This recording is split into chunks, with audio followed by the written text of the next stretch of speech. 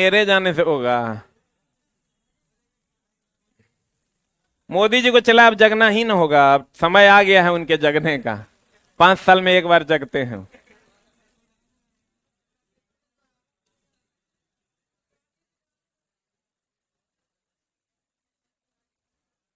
कहां तक हुआ है चला?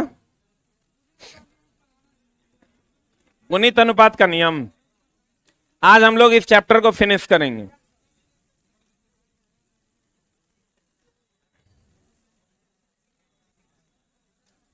गुणित अनुपात का नियम।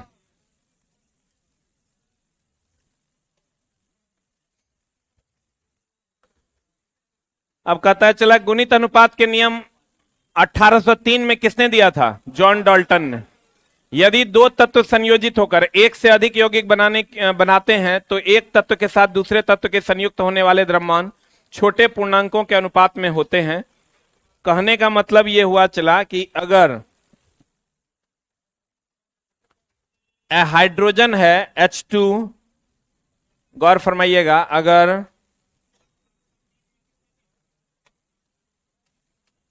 अगर H2 प्लस O2 बराबर H2O हो, यहां पर चला 2 दे दीजिए, देखिए तो बैलेंस हो रहा है। 2 2 2, यहां नहीं, यहां चला 2 दे देते हैं और यहां 2 दे देंगे। हाँ, अरे रुके यार, यहां ईच के दूगो है, ये है तो चला बैलेंस तो है। नहीं, यदि यहां 2 दे देते हैं, यहां 2 है, यहां 2। अरे रुक यार, काहे गड़बड़ा रहा है। अच्छा, यहां से 2 हटा देते हैं, अब ठीक है। चला इसका कोई रूल नहीं है, this is hit and trial. अब तुम कहोगे आपका कैसे गड़बड़ा गया? ये गड़बड़ाने का कोई मतलब नहीं, इसको हम रट के थोड़े रखे हैं। ये हीट एंड ट्रायल से ही आप इक्वेशन को बैलेंस, हम आपको इक्वेशन बैलेंसिंग का 15-20 को सिखाएंगे अलग से कि आप इक्वेशन को कैसे बैलेंस कर सकते हैं, क्योंकि इस बार क्वेश्चन पूछा है इक्वेशन बैलेंसिंग पे। इसका द्रव्यमान हो जाएगा 2 दूनी 4 ग्राम, इसका द्रव्यमान हो जाएगा 8 दूनी 16 ग्राम, 8 दूनी 16, 16 दूनी 32 ग्राम होगा। ऑक्सीजन का होता है 16, 16 दूनी कितना? 32। ये हो जाएगा 16 दू 18 दूनी 36 ग्राम, बोलन रे। ये हो जाएगा 32 4 36 ग्राम, ये भी हो जाएगा 36 ग्राम। तो बताओ रिएक्टेंट का जो द्रव्यमान था, प्रोडक्ट का जो द्रव्यमान है, दोनों बराबर है कि अलग अलग? तो गौर फरमाइएगा, कहते हैं ई हो गया 2H2, 2 दूनी 4 और 16 दूनी 32, 32 4 36 इधर हो गया, 36 इधर हो गया। ये दोनों आपस में क्या होता है? बराबर। लेकिन चला इसमें अब मामला क्या है, आगे हम लोग और पढ़ेंगे इसको। परमाणु, अणु, अभी हम लोगों ने पढ़ा है ना, परमाणु किसको कहते हैं? यौगिक के सूक्ष्मतम कण को परमाणु और तत्व के सूक्ष्मतम कण को अणु। मारेंगे कान के नीचे। तत्व के सूक्ष्मतम कण को परमाणु और यौगिक के सूक्ष्मतम कण को अणु कहते हैं, याद है?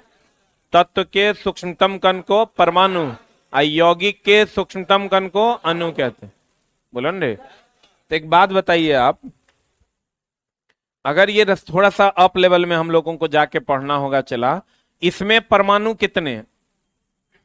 देखो न हम समझाते हैं, मामला गड़बड़ा जाएगा। यौगिक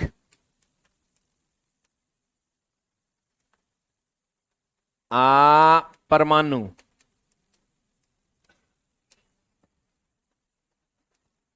अणु, ध्यान देना। अगर एक H2 है, यानी H2 है, तो परमाणु हो गया जाएगो नंबर से वो, अणु हो गया 1। अगर यहां 2H2 है तो परमाणुओं की संख्या हो गई 2 दूनी 4, अणु हो गया 2। जो यहां होता है वही अणु होता है। जैसे अगर H2O है तो परमाणु हो गया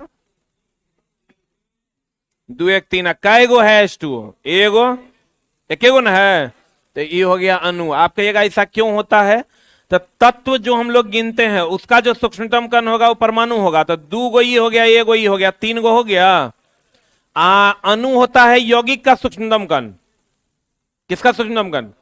तो यौगिक H2O एक यौगिक है, तो 1 गो हो गया अणु। यहीं पर अगर 2 H2O हो जाता तो हो जाता 2 1 3 दूनी 6। अब अणु कितना, अणु कितना रे? 2 हो जाएगा। बोलो हाँ या ना, बोलो न रे। जल्दी से इसको कहीं लिख लो, बताते हैं।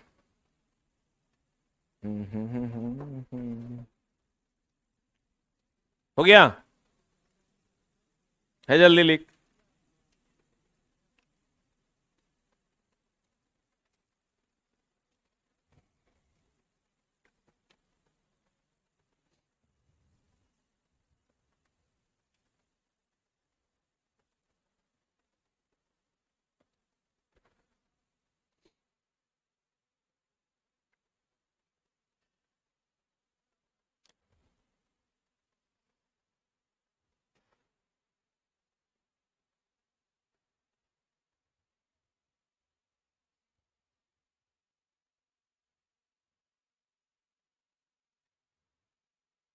कोई बच्चा है जो 3rd एडिशन का फिजिक्स वाला बुक लेके पढ़ा है? फिजिक्स का 3rd एडिशन जब आया था तब से लिया है और पढ़ रहा है। कुछ कुछ करेक्शन होगा, अभी दीजिएगा तो आप अपना किताब हमको। हो गया? नहीं हुआ? अब देखिए, चला जाए। तो अगर कोई रासायनिक समीकरण है, बताइए इसमें परमाणु कै गो? अरे 2 दूनी 4, बहुत बढ़िया। परमाणु की बात कर लेते हैं। परमाणु, परमाणु हो जाएगा कै गो? 4। यहां परमाणु कै गो? 2 गो ना। यहां परमाणु 2 1 3 दूनी 6 गो। बोलो हाँ या ना। 2 1 3 दूनी 6। अणु यहां कै गो? अणु, अणु 2 गो ना। यहां जो रहेगा वही अणु है। यहां कै गो? यहां कै गो? अब बताइए हमको, अणुओं की संख्या रिएक्टेंट में और प्रोडक्ट में सेम है क्या? इसमें परमाणु देखो तो कै गो है? 4 2 6 गो रिएक्टेंट में। अब प्रोडक्ट में भी कै गो? अणुओं की संख्या रिएक्टेंट में कै गो? प्रोडक्ट में कै गो? बोलो न रे। आप भार निकालिए, भार निकालिएगा तो ये हो जाएगा। हाइड्रोजन का होता है 1 1 1 होता है भार। ऑक्सीजन का होता है 8 16 16 होता है भार। तो बताइए 2 दूनी 4, हाइड्रोजन का 1 तो 1 दूना 2 और 2 दूनी 4। ऑक्सीजन का 16 होता तो 16 दूनी कितना? 32। ये हो जाएगा 16 2 18 दूनी कितना? 36। बोलो हाँ या ना। अब देखो तो रिएक्टेंट का भार कितना है? 32 और 4। अब प्रोडक्ट का भार कितना है?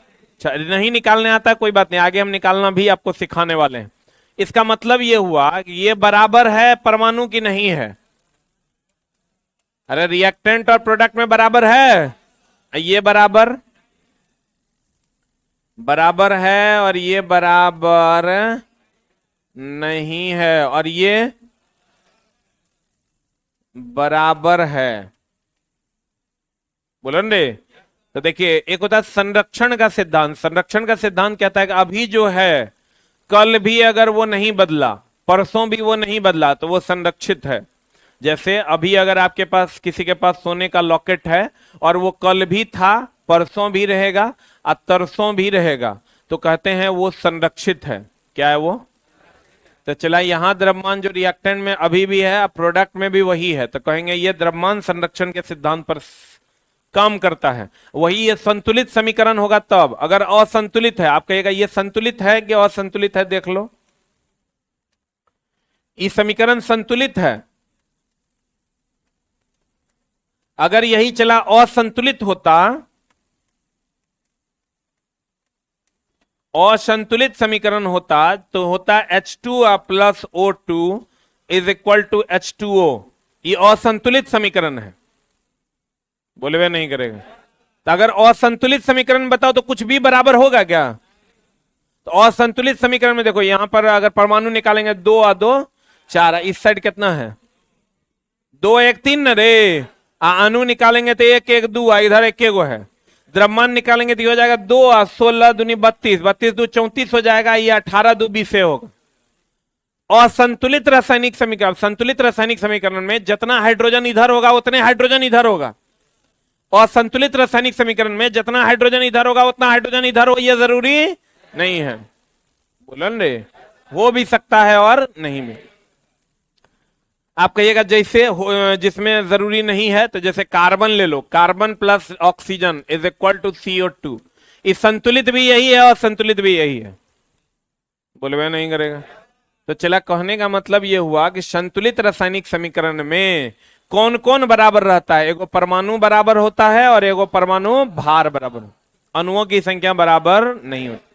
और संतुलित रासायनिक समीकरण में ना परमाणु बराबर होता है, ना अणु बराबर होता है, ना परमाणु भार बराबर होता है। बोलन रे, तो लिखिएगा, पहले ये दोनों लिख लीजिए, फिर आराम से लिखाते हैं।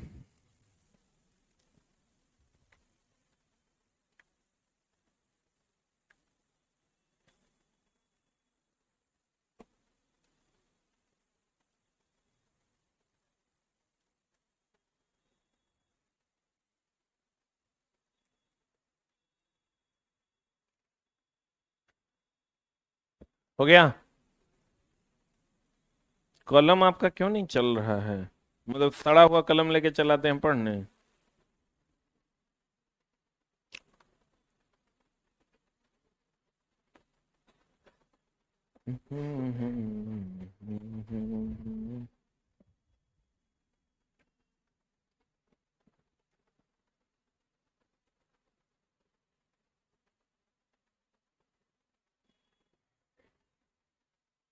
हो गया? एकदम आराम से लिखिए।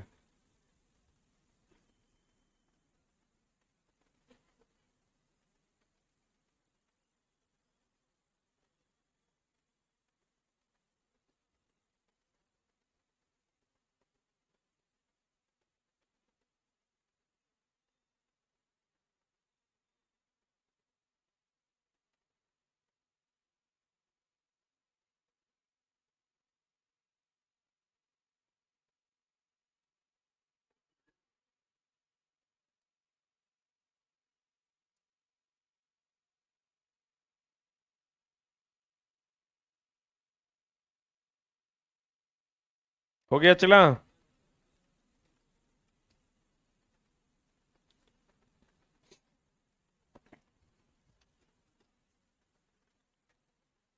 अरे हो गया।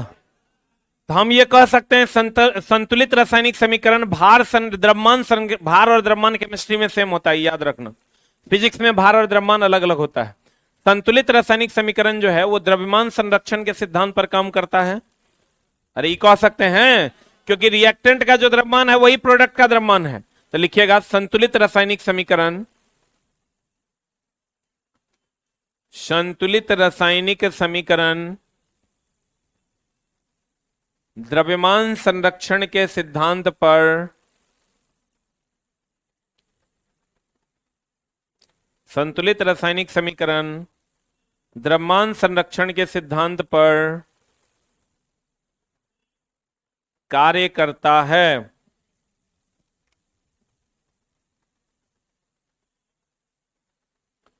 संतुलित रासायनिक समीकरण द्रव्यमान संरक्षण के सिद्धांत पर कार्य करता है। बताओ, संतुलित रासायनिक समीकरण में परमाणुओं की संख्या समान है कि अलग अलग? भार, द्रव्यमान भी कहेगा समान होगा, क्योंकि केमिस्ट्री में भार और द्रव्यमान सेम होता है।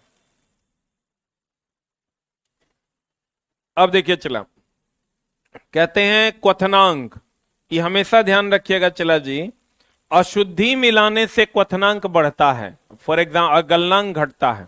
आप कहेगा ये क्वथनांक क्या है, गलनांक क्या है? तो गौर फरमाइएगा, क्वथनांक होता है चला जी बॉइलिंग पॉइंट। क्वथनांक बोले तो बॉइलिंग पॉइंट, जिस पर कोई चीज खौलता है।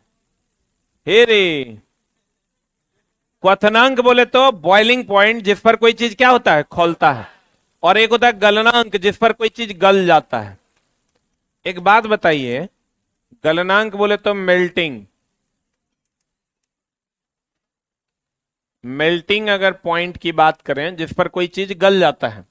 अब एक बात बताइए, नाला का पानी ले लीजिए, वो जो नाला बह रहा है, उन नाला का पानी ले लीजिए और उसको आप गर्म कीजिए, ठीक है, और शुद्ध पानी ले लीजिए उसको आप गर्म कीजिए, दोनों में जल्दी कौन खोलेगा?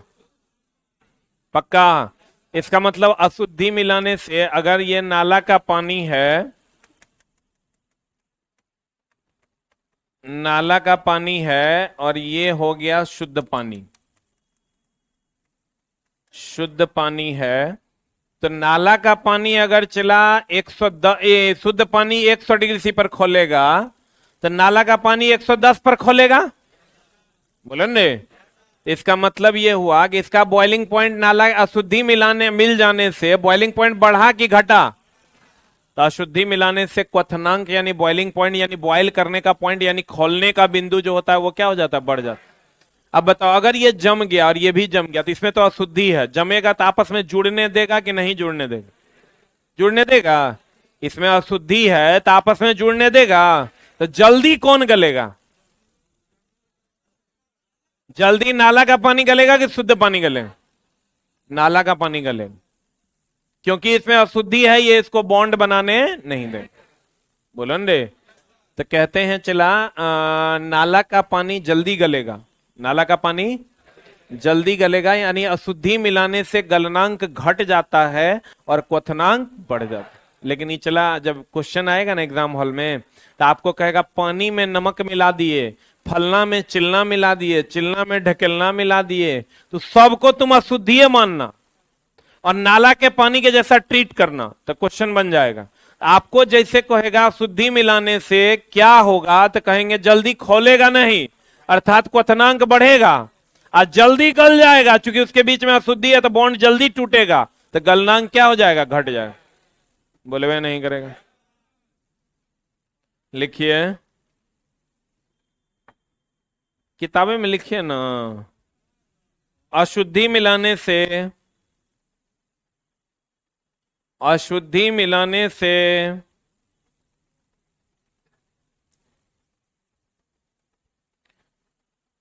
अशुद्धि मिलाने से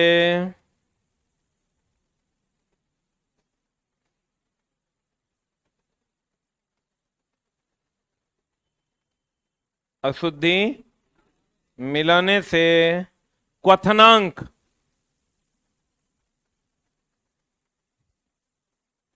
क्वथनांक बढ़ता है, क्वथनांक बढ़ता है, क्वथनांक, क्वथनांक क्या होता है चला, घटता है। अरे छोटा, जल्दी खोलेगा कि लेट से खोलेगा?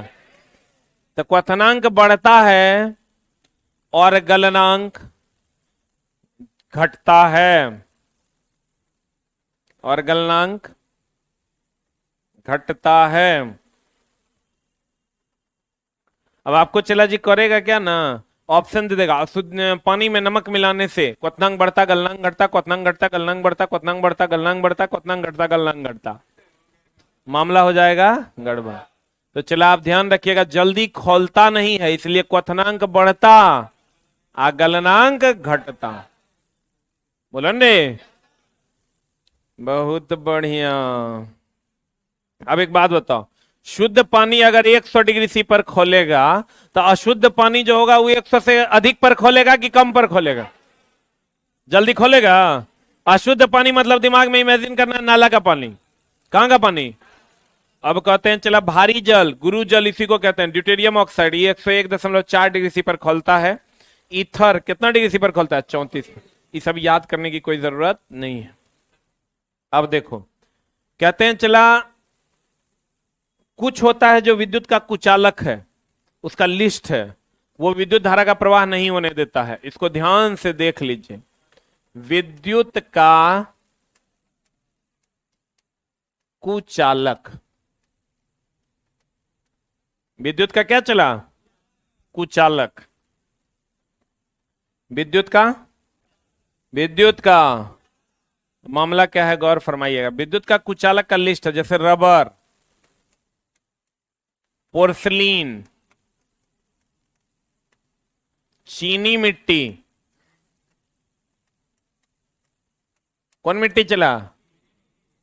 पोर्सलीन, रबर, पोर्सलीन,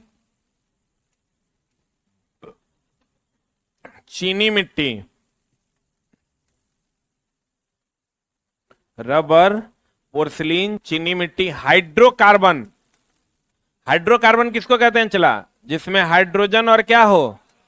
कार्बन हो, उसे हाइड्रोकार्बन कहा जाता है। उसके बाद कार्बोहाइड्रेट।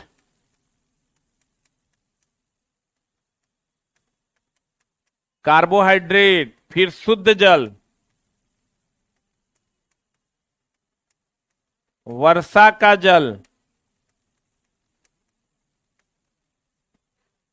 आशुत जल, इस सब, एक मिनट, होल्ड ऑन रे, हे रे, बुझवे नहीं करता है। अब कार्बोहाइड्रेट में सब आ गया। कौन कौन? जैसे ग्लूकोज, फ्रुक्टोज, माल्टोज, बोलो न रे, fructose, glucose, fructose, maltose, galactose, ये सब आ गया।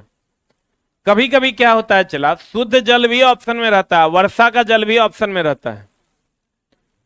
इन दोनों में से अगर आपको एक चुनना होगा तो क्या चुनिएगा? वर्षा का जल चुनना है। बोलो न रे, अब इसको लिख लो। हाँ, पोर्सिलीन होता है बिजली का तार जिस पर फ्यूज, देखें फ्यूज, फ्यूज पोर्सिलीन का बना होता है। हाँ, चीनी मिट्टी भी कहते हैं उसको। Is very very important. Hydrocarbon हो गया जिसमें हाइड्रोजन और कार्बन होता है, उसे हाइड्रोकार्बन कहते हैं।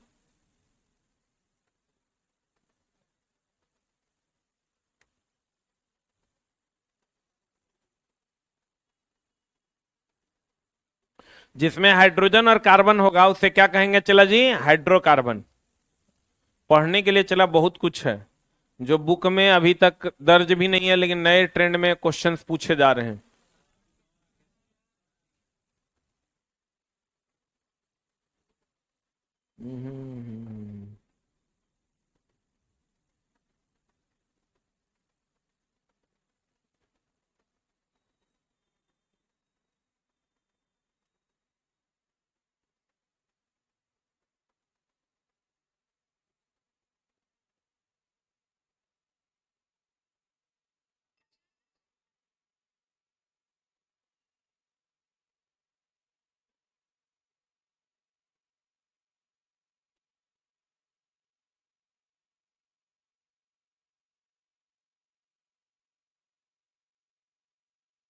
हो गया।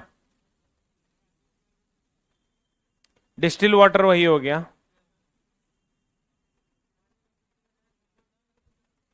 पानी में अशुद्धि मिलाने से ये जल्दी जमेगा। नाला का पानी जल्दी जमेगा कि शुद्ध पानी जल्दी जमेगा? बाप रे बाप, नाला का पानी जल्दी जमेगा। नाला का पानी ऑलरेडी जमले रहता है। अशुद्ध पानी का हिमांक कम होता है, जल्दी जमता है। गलनांक का उल्टा हिमांक होता है। हो गया, लिख लो कहीं पर ही भी।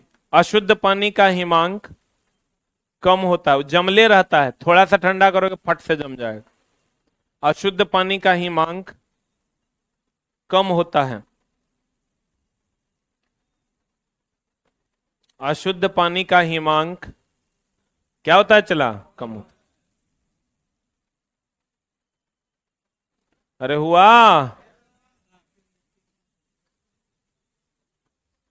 कहते हैं चला, एक बात बताइए, खाना जो हम लोग पकाते हैं पानी कितना पर खौलता है? कितना पर? 100 डिग्री सी पर। और खाना जो बनता है चला वो 125 से 130 डिग्री सी पर। खाना बनता है 125 डिग्री सी से 130 डिग्री सी पर। कितना से कितना पर? 125 से 130 पर खाना बनता है हमारा। प्रेशर कुकर में कहेगा टेम्परेचर कितना रहता है, तो प्रेशर कुकर में चूंकि खाना बनता है तो वहां का टेम्परेचर कितना रहता है? 125 से 130 डिग्री सी। कहता है चला कि वर्षा का जल, आसूत जल शुद्ध विद्युत का कुचालक होता है। शुद्ध जल, शुद्ध जल, इस सब विद्युत का क्या है? कुचालक। कहता है प्रेशर कुकर के अंदर खाना जल्दी पक जाता है, क्योंकि कुकर के अंदर जब दाब बढ़ता है तो तापमान कितना से कितना हो जाता है? 125 से 130 डिग्री सी। अब एक क्वेश्चन आपको पूछेगा कि अगर कोई नाव है चला, इसका डिटेल आप फिजिक्स में पढ़िएगा। इन नदी है,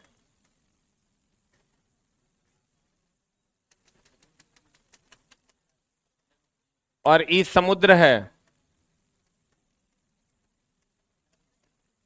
ना? ई नदी है कि समुद्र है? ई का है? तो चला अगर कोई आदमी नदी से समुद्र में जाएगा कोई नाव तो ऊपर उठेगा, और अगर समुद्र से नदी में आएगा तो नीचे जाए। बोलन रे। तो चिल्ला जी मामला ये है कि आपको ये ऊपर नीचे हो जाएगा, नीचे ऊपर हो जाएगा। ये होता क्यों है ये हम आपको फिजिक्स में बताएंगे। घनत्व के कारण। समुद्र के पानी का घनत्व अधिक होता है, क्योंकि इसमें नमक होता है, तो इसलिए ये ऊपर चला जाता है। तो अब मामला ये है चला जी कि आपको ये ध्यान रखना है, आप यहां से चले जाइएगा अमेरिका तो ऊपर उठिएगा कि नीचे जाइएगा? अरे ऊपर उठिएगा कि नीचे जाइएगा? यहां से चले जाएगा पाकिस्तान, छोटे जगहों पर जाने पर लोग नीचे जाता है, और बड़े जगहों पर जाने पर लोग ऊपर जाता है। इसका मतलब नदी छोटा जगह है, समुद्र बड़ा जगह है। छोटे से बड़े में आइएगा ऊपर उठिएगा, अब बड़ा से छोटा में जाइएगा तो नीचे। आपको कहेगा समुद्र में चले जाएगी नाव तो कहेंगे ऊपर उठेगा। बोलन रे। नदी में चली जाएगी समुद्र से क्या हो जाएगा? नीचे जाएगा। बोलो ना रे। तो कहने का मतलब ये, अब आपको पूछेगा इसी तर्ज पे बताओ तैरना कब आसान होगा? जब आप ऊपर रहिएगा तब, कि जब आप नीचे रहिएगा तब? ऊपर रहिएगा तब ना। तो नदी में तो नीचे चल जाता है आदमी। नदी छोटा जगह है तो नीचे जाता है, घनत्व तो कम होने के कारण। पानी का घनत्व तो कम होता है, उस पर हम चर्चा करेंगे फिजिक्स में। तो आपको लेकिन क्वेश्चन अगर पूछ दे कि बताइए तैरना कहाँ आसान होगा, कहेगा बस समुद्र में डूब जावे हो, नदिये में ठीक होता है। तो वो लॉजिक नहीं लगाना है। नदी में तैरना मुश्किल है, समुद्र में तैरना आसान, क्योंकि समुद्र के जल का घनत्व तो क्या होता है? अधिक होता है। जब कोई नाव नदी से समुद्र में जाएगी, कहां जा रही है? कहां जा रही है? समुद्र में, तो थोड़ा ऊपर आ। जब कोई नाव समुद्र से यानी बड़े जगह से छोटे जगह में जाएगी तो थोड़ा नीचे होकर तैरेगी। तो तैरना कहां आसान हुआ? कहां आसान हुआ? समुद्र में। अब देखो कहते हैं चला जी, एक होता बारूद। बारूद के खोजकर्ता रोजर बेकन ने किया था। बारूद चारकोल, गंधक और सोरा का क्या है? मिश्रण है। सोरा का फॉर्मूला होता है KNO3, इसी को हम लोग नाइटर या सोरा कहते हैं। बोलन रे। KNO3 को नाइटर या सोरा कहते हैं, और AgNO3 को लूनर कास्टिक के नाम से जानते हैं। इसका उपयोग मतदाताओं की स्याही बनाने में करते हैं। लूनर कास्टिक कहते हैं। कैल्शियम कार्बोनेट को चूना पत्थर, खड़िया, चौक, संगमरमर। एक बात बताओ, रहे रुक न रे, तुम लिखने में बहुत एक्सपर्ट है। कैल्शियम कार्बोनेट जो है संगमरमर है। संगमरमर पानी से अभिक्रिया करता है क्या? करता तो काहे संगमरमर लगाते हैं हम लोग? पानी से अभिक्रिया कर जाएगा तो बचेगा रे। हम लोग संगमरमर लगाते हैं नीचे फ्लोर में, टाइल्स लगाते हैं नीचे फ्लोर में, तो वो नहीं लगाते हम लोग अगर ये अभिक्रिया करता। तो कैल्शियम कार्बोनेट जो है नॉट रिएक्टेड विथ वाटर, पानी से अभिक्रिया नहीं करता, पूछता है पानी से अभिक्रिया नहीं करता, पानी से अभिक्रिया नहीं करता, जल्दी लिखो ना।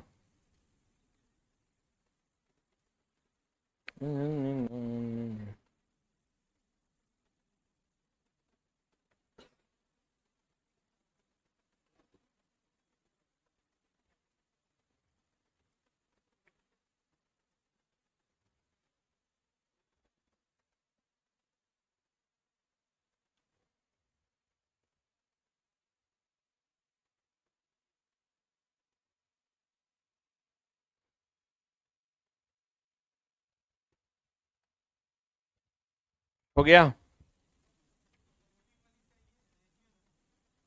हाँ, अरे AgNO3 लिखल नहीं दिख रहा है तुरा? हाँ, मतदाताओं की स्याही में इसी का उपयोग करते हैं, आगे लिखा हुआ है।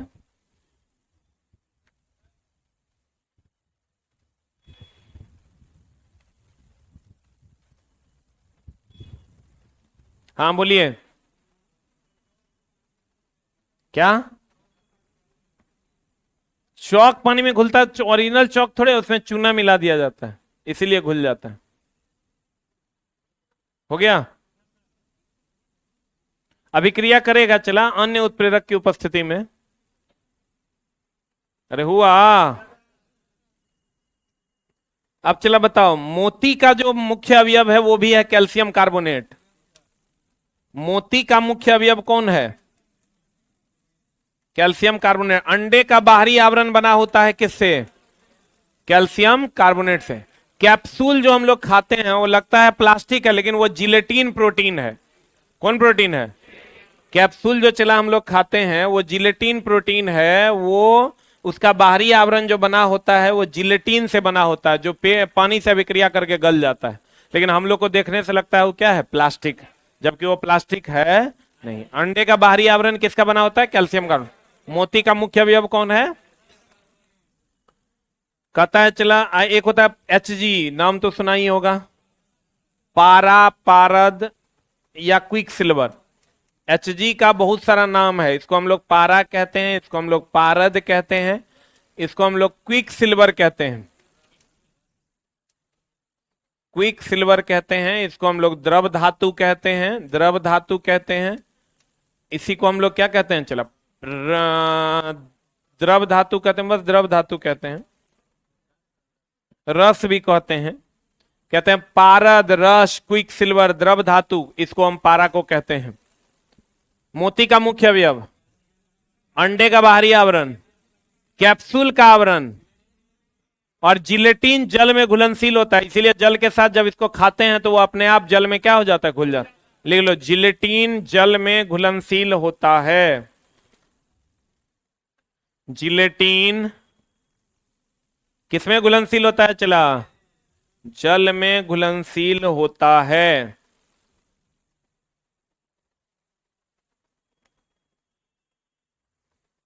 जिलेटिन कहां घुलनशील होता है? जल में घुलनशील होता है। जिलेटिन किसमें घुलनशील होता है? जल में। इसीलिए चला कैप्सूल जब हम लोग खाते हैं लगता है प्लास्टिक है, लेकिन वो क्या है? जिलेटिन। मोती का मुख्य अवयव किसका होता है? कैल्शियम कार्बोनेट का। और अंडे का बाहरी आवरण किसका बना होता है? समुद्र में नाव जाएगा तो ऊपर उठेगा कि नीचे? नदी में जाएगा तो? क्लियर है ना? क्योंकि समुद्र के पानी का घनत्व तो अधिक होता है, लेकिन और डिटेल में हम लोग इसको फिजिक्स के चैप्टर्स में पढ़ेंगे। कहते हैं चला पारा हो गया, पारद हो गया, इसी को हम क्विक सिल्वर भी कहते हैं, द्रव धातु। पोटेशियम नाइट्रेट को हम लोग नाइटर या सोरा भी कहते हैं, जो बारूद का मुख्य अवयव है। बोलो रे, नीचे से ऊपर जाने पर दाब घटता है कि बढ़ता है? नीचे से ऊपर जाने पर दाब क्या होता है? पक्का। ऊपर जाने पर वायुमंडलीय दाब अधिक होगा कि कम? एरोप्लेन के अंदर का दाब अधिक ना होगा? बोलो न रे। आप बाहर का दाब कम होगा। अरे छोटा बताए थे, नीचे से ऊपर जाओगे तो बाहर का दाब यहाँ 100 होगा तो यहाँ 80 न होगा? एरोप्लेन के अंदर का दाब 2100 होगा, याद है? पक्का? ये चैप्टर हो गया आपका complete. Thank you very much.